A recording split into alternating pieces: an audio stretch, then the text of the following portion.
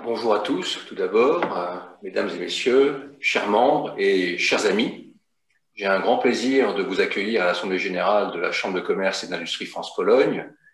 Je regrette beaucoup que nous ne soyons pas en mesure de pouvoir nous réunir physiquement, mais cette période de Covid, il est très important de respecter les règles de protection de chacun et chacune.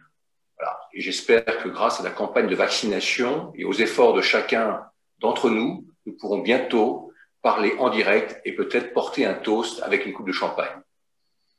Comme vous ne pouvez pas le voir, vous devez me croire sur parole, mais c'est vérifiable. Nous avons réuni ici aujourd'hui dans cette formule virtuelle plus de exactement 86 personnes représentant des entreprises françaises et polonaises, membres de notre Chambre. Je me réjouis particulièrement de la présence de Monsieur le ministre Robert Tomanek, sous-secrétaire d'État au ministère du Développement du Travail et de la Technologie, qui assiste à notre réunion, ainsi que Monsieur l'ambassadeur de France, Monsieur Frédéric Billet.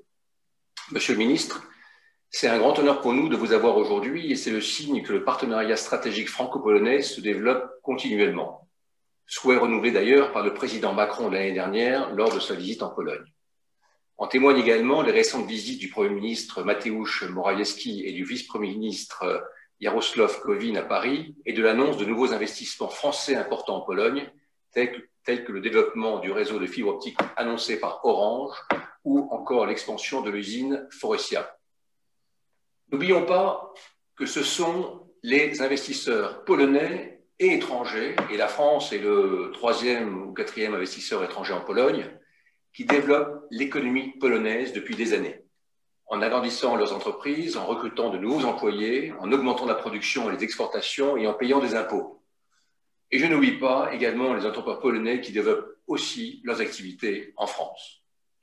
J'espère, chers membres, que malgré cette période difficile que nous traversons tous, vous continuez à développer vos activités. J'ai pour ma part une grande confiance dans le futur et le potentiel de rebond de l'économie polonaise.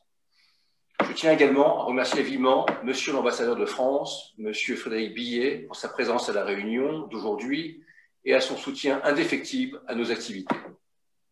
Le point de départ de notre Assemblée générale sera un débat sur les défis les plus importants auxquels sont confrontés la Pologne et les entrepreneurs, à savoir la transition énergétique, la numérisation et les changements dans l'organisation du travail résultant de la pandémie.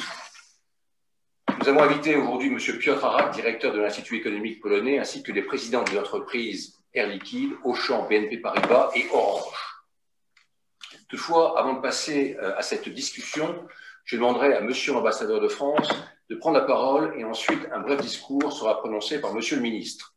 Enfin, après la partie débat, nous vous présenterons un résumé de nos activités de l'année écoulée. Nous vous parlerons de nos projets pour l'avenir que nous avons définis avec les membres du directoire et du Conseil. Je profite de mentionner que nous avons défini des défis ambitieux pour l'année 2021, dont les axes prioritaires sont, et j'en ai noté 6 les plus importants. Premièrement, d'assurer la pérennité financière de la Chambre, qui passera par une revue de notre business model en 2021, avec des implications certainement pour 2022.